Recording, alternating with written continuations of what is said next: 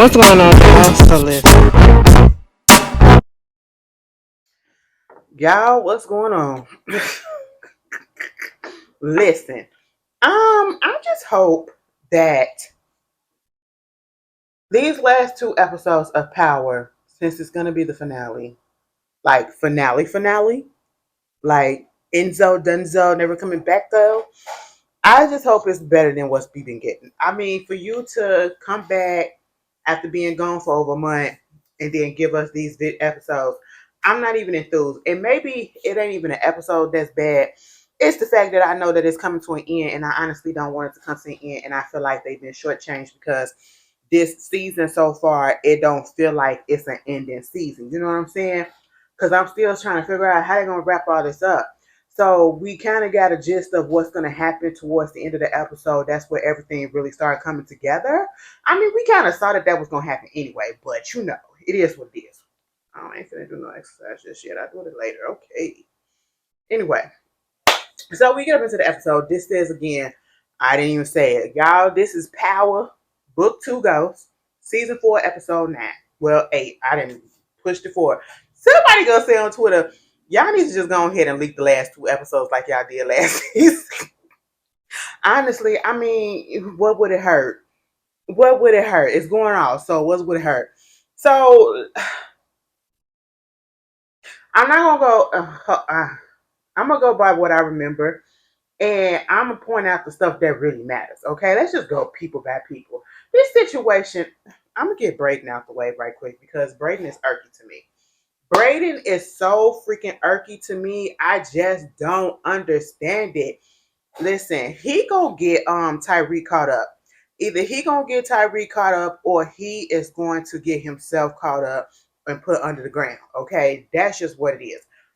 Brayden is now a freaking drug addict. Okay, he is a straight full blown cokehead, and I honestly I should have saw it coming, but I didn't see it coming this fast. Okay, like it's like he hit one bump and now he's just going for it. Okay, so he up there. He's supposed to be, I think, moving in with Elle or something like that. When he over there talking to Tariq and they talking about this whole situation that's going on with Carter and basically setting up Carter and Noma and all this stuff, whatever. Fine. Moving on from that. I don't even care about that just yet. It's the situation that he got going on with Elle, okay? He get a phone call or whatever from what's her name? Caramel Keisha, right? Caramel Keisha was like, "Oh my God, Brady, I don't know what's going on. She said she wasn't feeling well, and then she went to sleep, and then she didn't get it up. She didn't get up. So, girl is laying on the bed, and she's just all like this. And I mean, color is just great and everything. I said, "Girl, that lady dead. Baby, that lady dead. Call 911. What are you doing?" Well, basically, she's not dead. She was able to go. They was able to take her to the hospital. The doctor did say, had they not took her to the hospital when they did, she definitely would have died. Basically, she had overdosed on some drugs that she had, and the drugs was laced with fentanyl. And y'all know her drug of choice is the sniffy sniff sniff sniff. Okay, and so basically, that's what wound up happening. Brayden is in his feelings and all this stuff about the fact that his girl is in the hospital and hurt and all this stuff. And so now he got to do something about it, right? So he wound up going in the drawer, finding her, what is it, her phone, going through her messages. The fact that he know her password, her passcode. Y'all be getting y'all niggas passcode. Y'all get y'all women y'all passcodes. Absolutely the fuck not. Okay. It don't mean that I'm doing something. I just don't need you all up in my business because you don't need to know everything. And if I needed you to know, I will tell you. Okay. Give me that privacy. Just like I'll give you that privacy, bitch. Fuck out of here. But anyway, that came real strong because experience. Moving on. So yeah, he was talking to some dude named Steve. That was the dealer, and basically talk about making it seem like it's L, trying to get another re-up, whatever. And instead of meeting at their old place, meet him somewhere else. Wind up meeting him up in Brooklyn at his apartment. He told what's his name? He told Tariq about it, right? So they go over there. Brayden, I already knew this was about to go bad. First of all, I read the description and they said this what happens, a situation happens to Brayden that turns him from a pup to a pit bull. Now I said, now what? How? How? Girl, he went over there to that man's house, or I should say apartment, went up in there, and he was like, "You're not L." He was like, "Yeah, bitch, you the one that stole my girl, all this stuff. She up in the hospital because you done laced her with fentanyl." Well, I don't know nothing about that. I just sell it. Okay, I ain't do nothing. He said, "Well, go ahead and take a sniff." And he was like, "No, nigga." And he said, "Take a sniff." And all of a sudden, Brayden just got real buck in his shoulders and everything. And I'm just like, Brayden, first of all, it's not intimidating. I just want you to understand. I mean, you had to get a bump. Listen, they get there and they talking about the stuff. Tariq said, "Nigga, is you high?" He said, "I had to take a little bump just to get the edge off." I said, "What? Are you serious? Stop it, stop it, stop it, stop it, stop it." Brayden is irky, okay? He wind up telling that man, "Take a bump, take a line." He took a line. He made him take another line. And then he said, "Take another line." And Tariq had the nerve to try to stop him, whatever. Because at this point, in the one hand, I was like, "Tariq, what are you stopping him for? Let him go ahead and get that aggression out. Let him get that out." Okay, because like Brayden said, it's okay for you to want to get revenge and to get, get back at stuff that happened to you, but it's not okay for me to do it. Oh, we doing double standards up in this bitch. And I said, I know, just let him do it. But then again, I was like, no, Tariq, you step in because he is about to cross the line and y'all don't need this. Y'all in a lot of mess already. And sure enough, after dude popped that last line, Brayden knocked his ass out and then popped him, pop, while he was on. I said, "Damn it, Brayden." There came a time where you couldn't get him to shoot nobody, but he straight up pop, pop. I said, "That's that coke courage." It got all up in his veins and his nose follicles and everything. And it just said, "I'm here." I said, "You know what? He has to go." I honestly just don't feel like he's a good fit for Tariq at this point. Tariq is very alpha, and Brayden tries to be alpha, but he's very beta. Okay. And if you believe in that stuff, I honestly don't, but you get what I'm saying.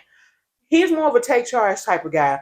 Brayden is a follow. Okay. And that's just basically what it is. And I'm just like, at this point, he has to go because he's going to cause more trouble than actually helping fix the situation. He goes back to the hospital. Oh, girl is up. And then she was like, "Oh my God, I don't know what happened and all of this. And I'm not ever going to take that stuff again." He said, "You ain't got to worry about it because oh boy ain't here no more."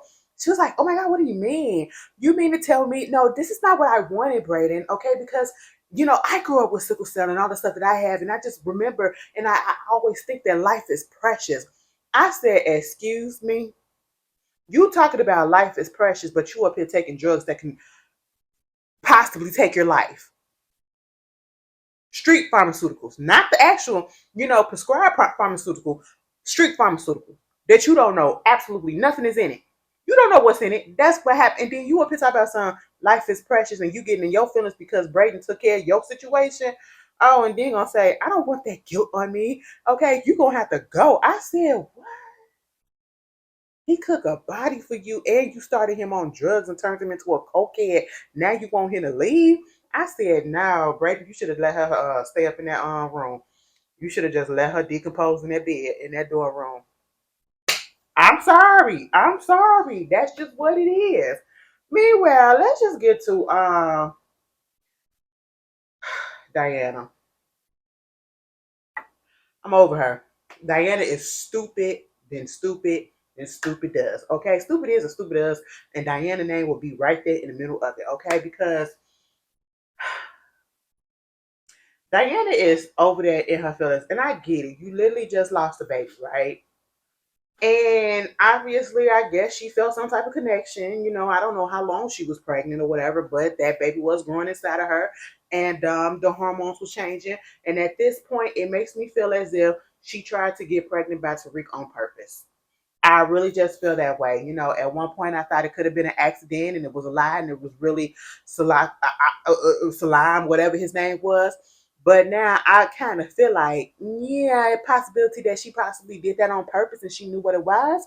Um, because, or it just could be like what Caramel Keisha said, The girls be wanting to get pregnant right away, right after they miscarriage and all that stuff. I don't know people that want to do that, but okay, maybe that is a possibility. But see, let me tell you something. She is standing there outside that little boy orphanage, okay? You are standing there outside that little boy orphanage. He's an orphan. Okay, you did it. So now you got that guilt on you or whatever. Let me just tell you this. I'm sorry. Like I said last week, after you did what you did to that lady, I would have just left. Okay. I don't care about no kid. She didn't care about him. That ain't my problem. Okay. He know how to call 911. That's just what it is, right? So you got that going on, then you get her up there talking to Tariq and all this stuff, yang yang yang. She trying to try again with him. They trying to try again and not have like a baby, but to have like a little relationship or some semblance of a relationship to the point where they get up there and they start kissing and all this stuff and woo woo woo. And then he reach over there to get a condom, and she was like, "What you need that for?"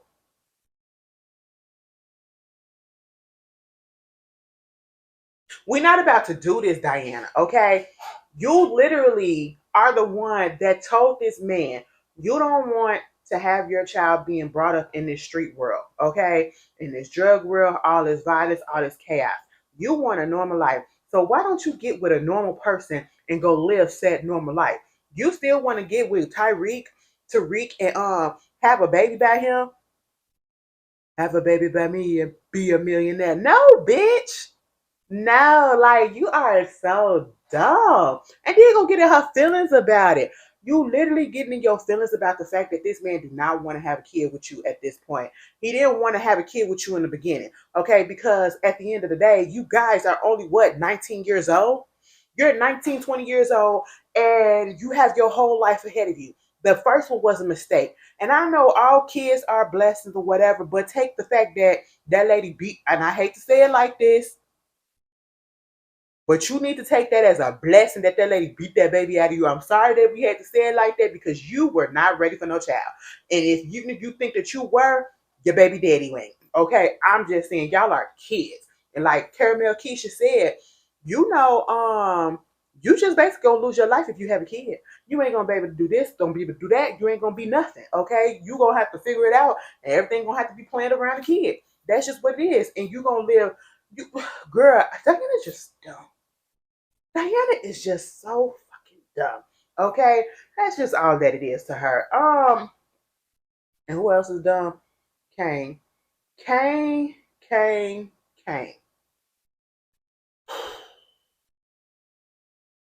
Kane has agreed to go ahead, or I should say, Noma agreed to go ahead and get married to him. Okay, and it's all on her end.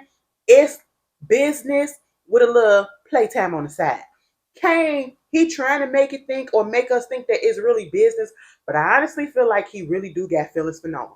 Because once he saw Davis come up in there, baby, he felt some type of way, okay? And then Davis felt some type of way when he saw Kane up there. And when he found out that Kane was gonna be up there playing around with her and being her fake husband or whatever, so that her business can be naturalized in the United States of these Americas. You know what I'm saying? And so Davis was there because he had to get another person for her to go to that he can bribe and all that stuff. His name is Sterling Reynolds. Okay, mind you, when I heard Sterling Reynolds, because we know Sterling Brown is black, I really thought it was gonna be a black man. I thought it was gonna be a black man. That sounds like a black ass name. And then when we actually see the guy and you listen to his voice, I said, "You got a little Creole in you or something, or you got a little nigga in you." I was a little confused. I was a little confused because it was giving me both. It was giving me both. I said, "Oh, you can go either way." And then it looked like he was a light skinned man trying to play a dark. I don't know. I don't know. I don't know. Maybe it's just me. Maybe it's just me. But anyway, so yeah. And then they call Effie over there, bitch. Girl, Effie comes over there. Norma can't help but show the ring. Yeah, we're getting married and all this stuff. And Effie like, oh, wait, this about a bitch. That's what she wanted to say. But she looking at Kane like, oh, okay, whatever. She said, I need you to make him look legitimate, make him look like he got a social media presence or internet presence or web presence and all that stuff. Give him a LinkedIn page. Give him Instagram, give him all this stuff, make him look like he had a college background and all this stuff, or whatever. And then you cool and we good and all that stuff. Of course, she's in her feelings. Understandable because she really thought that her and Kane was gonna be something, whether it was gonna be just friends, which I'm pretty sure she did not want that. She wanted an actual relationship with him, or if it was just gonna be something more, and then come to find out Noma is just flossing and just she just shining that ring, okay? And she did the same thing when they went to talk to Monet. Monet was like, "Bitch, you are dumb as fuck." Okay. At the end of the day, I get what Kane is trying to do, and I get what Noma is doing to try to, go along with it or whatever. But whatever plan he claims that he don't have, I'm pretty sure that he does. He want to take over. He want to take over, and he wants to be in charge so bad. He wants to be made to feel like a man, like the head. It is just not going to happen in these situations. You have two very alpha and very dominant women that are taking over, and they're not letting you step in. They disrespect the hell out of you, and one is literally just using you for sex. That's literally it, sex and muscle, and stupid muscle with that. Okay. And even Monet tried to tell him that. Drew tried to tell him that. And, he gets up in his feelings with Drew. Drew is all up with Carter. And I didn't see that coming. Okay. I did not see that coming, but I kind of should have. And it kind of like, it makes sense a little bit. First of all, they got the same haircut. All right. They got the same haircut. It's black, it's white. Yeah, yeah, yeah. That's just what it is. Okay. Got a light skinned friend that, like Michael Jackson, got a dark skinned friend. That's what they is. That's what they is, bitch. And I'm just sitting here like, so you really finna be team him? And he was like, yeah, that's just what it is. Okay. Because Kane had asked him what's good, you know? And he was like, so you go from being under Monet. And he was like, well, bitch, you under Noma. You think I want to be under Noma? No, I would rather be under Drew. What's his name? Carter. It was like, but you go from talking about some you wanted to get out the game and all this stuff, because even Monet said that. What about you doing your painting and your art and all this stuff and everything else? And he was like, basically, maybe it was just that I wanted to be away from y'all. Maybe I want to be into something that I actually got some say in that I actually like. And I'm liking what's going on right now with Carter. I said, so you go from dirty ass Monet to crazy ass Noma to dirty cop Carter? Drew, can you just be your own man? All right, like be your own man, because you had the potential to do your own stuff, and you had a potential to, break out and just rule. You know what I'm saying? But you just don't want to do that. You want to be a follower so bad. You want to take directions from everybody else. Okay. Carter then gave him the spot that what's his name? Oh my God, Zion was. His little boxing spot, and that's where him and what's his name? Kane had their little conversation, and they was going back and forth trading barbs at each other, to the point where, after Drew just basically called him a little bitch boy for Noma, he got up in his feelings and he wound up buying up the club. And so Drew was like, ain't this about a bitch? So you want to know what Drew did? Drew went into his place, got into his computer, because he was like, dumbass, when he figured out what the password was. I wanted to show it to us, because I was like, I know the password ain't Noma. But it wasn't. It wasn't. It was a little bit longer. Okay. And it was actually something. It probably was daddy's name. Who knows? But he went in there and he found a email or a text message that said shipment number 2 coming. So therefore, he found when the shipment was coming, and it was intercepted by a Carter crew. Okay. And so of course, Noma is pissed. Now, the situation with Noma and Carter is you got Monet and Tariq coming together. They trying to figure out how we gonna parlay this situation. And basically what they're gonna have is, have Noma and Carter go against each other. So I'm gonna tell Carter this about Noma, that she trying to do this for you, and then I'm gonna tell Noma about Carter that he trying to do that or whatever. And so that they can go ahead and take each other out. Now at one point, it looked like it was gonna work, because they went after the one person that I was thinking that was literally that was kind of on the fence with a lot of things, right? And that was Nico. Because Nico, I felt like was seeing through Carter's bullshit at one point, especially like with the Russians last week. Like he was just like, yeah, I don't know. Then when you get up here, you give this sob story because this is how the episode opened up, talking about Felicia passed away and she was a good person, she was a good cop, she was this, she was that, and all of this, and oh, it was a car accident. Who would have known that it would have been a head-on collision like that? And then so when they took a drink to her, Nico was standing there trying to keep his composure. He was trying not to cry. He's sniffing and holding back tears. And then he went and talked to Carter. He was like, "Are you sure that's what's up? Are you really sure that that's happening? That's what happened. That's how she got taken out." And he was like, "I know we do a whole bunch of crazy stuff, but it looks like that's really what happened. I know how close y'all was, but we just gonna do this in her honor." I'm like, "What, Nico?" Now see, at that moment, I'm thinking Nico like this, thinking this some bullshit. Like he lying his ass off, and I'm seeing right through it. So it didn't take much. I'm thinking, all right, if they somehow got connected, I don't know.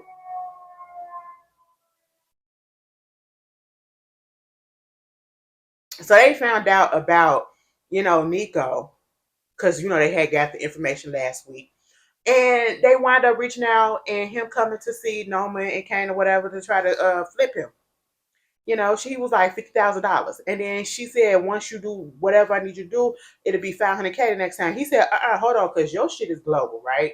It's going to be a whole lot more than that. And I said, I would have did the same thing, bitch. 500K, baby, you got millions of millions and millions of dollars, okay? Give me a little bit more of that. And he was like, all right, cool. So we thinking he done flipped. Baby, he went over there to Carter and told Carter everything that was going on. He said, "Yeah, girl, they trying to make us flip and all this stuff." And she offered me a whole bunch of money, and I ain't gonna do it though. And I'm sitting here like, Nico, are you really not gonna do it right now, or you just really not gonna do it? Because I just don't trust Nico at this point, and that's a good thing because I really want him to flip on Carter. I honestly do. I want somebody to stand up to that man that's in his own team, that's on his own team, I should say. Meanwhile, while they got all this set up, Noma had to tell her daughter what was up. Anya just like, bitch, tell me the fucking truth. You're acting like I'm too young to know what's going on. She was like, okay, well, bitch, you want to know? Your daddy was a drug trafficker. Now, baby, when I came into the picture, I didn't know that's what he was doing. So therefore, we over here, and because he was a drug trafficker, that's the reason why he died. The people looking after him and looking for him and the police and all that stuff. So, baby, that's why I had to leave because I'm connected to him just because of that.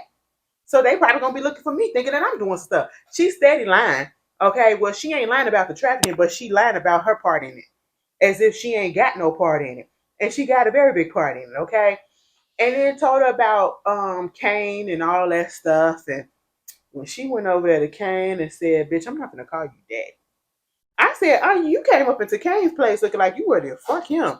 Okay, and I was just like, this is not gonna work. This is not gonna work at all. Okay, I do not feel like Noma and Kane is gonna get married. It's not gonna happen. I would be surprised if Noma make it through to the end of the episode of the finale alive or not locked up. If Carter is still alive on the finale episode, I'm gonna be pissed. I'm gonna be pissed. Okay, and that's literally just what it is. I'm really gonna be upset because, ooh, why? The most random situation in this whole episode. Effie was leaving out, because Kate had came over there at one point, was like, trying to talk to her, trying to apologize and all this stuff. And, he trying to tell her it's just a business thing. And she said, it's not the fact that you doing this, it's the fact that I'm supposed to be your friend. You ain't tell me. You was like, well, I ain't know Norman was just gonna be flashing it all in your face and everything. I said, you should have known, because she petty as hell. Okay? That's just what it is. Meanwhile, she outside walking on campus, and then all of a sudden we see somebody or hear somebody say, "Hey, baby girl, look at you, Josie." She said, first of all, what the fuck is you doing here? And second of all, don't you call me that ever again. I said, who the hell is Josie? Josie is your real name? But why you call yourself Effie? It's probably because Josie got a whole bunch of trauma behind it. I get it. I get it. And then we see who her mama is. Drea D'Amato from The Sopranos. Now let me tell you something about Miss Drea. She's a MAGA Trumper, okay? And that's why the bitch on OnlyFans. I'm sorry, I just had to put that out there. No shade to the OnlyFans girls, because I be looking at some of y'all too. Okay, it is what it is. You know, I like to support. I like to support. It is what it is. Now I ain't got y'all shouldn't have no shame because bitch, I don't have no shame watching. Okay, so that's just what it is. But you know, this lady, I just don't like her no more. And I used to like her a lot, especially when she was on Sopranos. And then to come out and the way that she so starkly defends the reason why she is a voting for Trump. Then I said, girl, keep that to yourself. Baby, I want these celebrities to shut the fuck up about who they voted for because I don't want to be like, ugh, because I used to like you. It'll change my opinion of you. It really is. I am one of those people. Okay, and if you got a problem with it, oh the fuck well. But yeah, she is a typical. You. It looked like she probably used to do some drugs. It probably looked like she probably still on some drugs or whatever. And it's the typical. I get with somebody and I'm abandon my child for him. You know, I make my whole life about the nigga that I'm with. Okay, and it was just pissing me off because I could just see what was going on. And the part that really got me was when she said, "Let me tell you something, girl. It look like you doing good. You up here in this Ivy League school, but Ray left me, okay, for some little younger 20-year-old or something, whatever." And I was like, oh, okay. And so I need a little bit of money.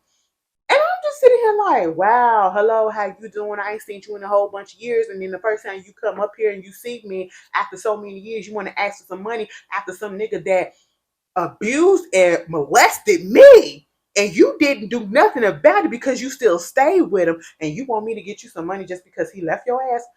Fuck you. I was all the way here for the one time I was 100% here for Effie doing what she did. Bitch, that was the moment. She told that, she let her say that whole sob story about what happened, about Joe, all of this stuff. And she said, bitch, if you was on fire, I wouldn't piss on you. If you were cold, I wouldn't give you shit. I wouldn't let you in for nothing. Let your bitch ass freeze. I said, ooh, Effie, I like that. Because yes, how dare you? How dare you? Okay? Girl, let me tell you something. And this is about to be a trigger. No, I don't want to put that out there because there's probably some people that have been through some things and I don't want to disturb your spirit because I seen this TikTok and this girl, she basically said her daddy and his mama was having a whole relationship and they've been having a whole relationship since he was younger, okay, before he got married. And it was a mess. It was a mess. When he got with his first wife, broke up with her when she found out about the relationship that they had together, divorced his ass, got with her mama, forced her to have some, forced her to have her, and then when that relationship then was cheating on the mama with his mom. Disgusting, disgusting, and it was true. It was true, and there was some other trauma stuff that I don't want to put out there, but baby, I said, and you know what color they won black. That's just all I'm saying. But anyway, I said, and then gonna try to get at Josie. And, first of all, she called her Josie again. Then gonna try to say, see, that's what it is. You always cold hearted or whatever. You a bit. I said, bitch, yes, I'm gonna be cold hearted to you. You allowed something to happen to me and you didn't do anything about it because you still stayed with the person that did it to me. Okay? And you think I'm gonna be okay with that? You think I'm supposed to be like, oh, mama, dear, I'm gonna help you with anything that you want? Absolutely, no, no. Okay, it's just not gonna work like that. Meanwhile, we get to this scene where Noma had met up with Sterling Reynolds, right? So Tariq and them, I guess they had told, they told Carter about the fact that it was the shipment that's coming that's supposed to be for Noma, and that she gonna be meeting up with the councilman or whoever it was, the Sterling Reynolds guy. And so you could do your little high tech stuff, and you can listen in and all that stuff. They told him where it's gonna be at. It was a restaurant. They sitting up in there, they talking, and I like his vibe because his vibe came off very predatory. It came off very, because I know they talking business, but she was like, I heard that you can do something for me. And he was like, it depends on what you can do for me. I said, excuse me. It was given, I can do a favor for you if you do a favor for me. And the favor for me, I want you to do something sexual. That's what the vibe was giving. I know I'm not the only one that was feeling that way, but that's the shit that I was getting from him, right? And I said, no, man, I don't think this gonna work. And so at this point, you see the van outside. I said, if y'all be so obvious. If I'm looking out and it's a restaurant, a 5-star restaurant, I see a goddamn raggedy ass van across the street. I'm gonna think something going on. I'm gonna think something going on. And so at this point, Davis came up in there right before they could actually go into business talk, and he stopped it. And he basically was like, "This is my client. I'm her lawyer, whatever. And you already know that you don't talk business without your lawyer." And then he slipped her a paper, and the paper said, "Carter outside listening to you. He got somebody inside that, is transmitting the stuff, whatever." And then you see this lady up there trying to like adjust her stuff or whatever like that. And she was like, "Damn." And so they got up and left. Carter in the van. What the fuck is going on? What is happening? I said, put two and two together, bitch. Put two and two together. Okay? And so when two and two come together and he finds out about the shipment and all that stuff, and when Nico had went on ahead and told Carter about the fact that Noma tried to flip him, he told him to take the deal, right? Took the deal so that he can go and meet up with Noma because that's what Nico was supposed to do. But instead, it was Carter. So, and I was a little scared slightly for Noma because I really thought Carter was going to take her ass out right there. Okay, I really did. Because she's out there on that pier or wherever she's at. It's dark and she by herself. And I was just like, oh, you be trusting to be by yourself with these niggas out here? And she was like, yeah, they're not gonna do nothing. And so at first it looked like he was about to tell her off, but then they come to the consensus that they've been set up to go at each other. Monet and them been telling each other about each other, telling them about each other, like telling them, telling Carter that Noma said this about him or Noma did this, and telling Noma that Carter is this and all this stuff. Woo, woo, woo.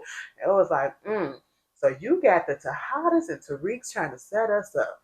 So we got common enemies. So let me just tell you this. Why don't we link up? Okay?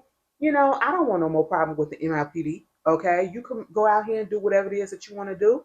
And you come on my team and you can do it freely and all this stuff, giving him all this, ammunition to just go ahead and be with her. And I said, please don't fuck that man. He was already in there talking to Denise, and Denise been dead for I don't know how long. I'm sorry. I'm sorry. Like, what? And so basically, they finna team up to take out Tariq and the Tejadas. That's basically what happened on the episode. And if I forget anything, it really wasn't worth mentioning. Diana's stupid. Okay, Diana was just dumb. Like at this point, you could kill her off and I wouldn't care. Okay, you could kill her off and I wouldn't care. But yeah, that's the episode, y'all. Y'all tell me how y'all felt about it. This second half, well, how y'all feel so far about the whole season overall, and particularly this second half since it came back? I'm not. Ooh, I'm like, oh, okay. Like there was a time where I used to just stay up at night and watch it. Girl, I ain't done that. I ain't done that since it came back. I was tired as hell yesterday, bitch. I was asleep early, girl. I knocked out. But yeah, y'all tell me how y'all feel. Y'all tell me what y'all think is gonna happen in these next two episodes. Do you think Carter is gonna make it out? Do you think somebody's gonna take him out? Do you think Noma is gonna make it to the end, or do you think somebody's gonna take her out? Which one? Who you thinking is gonna die? That's what it is. Who gonna die? Put it in the comments.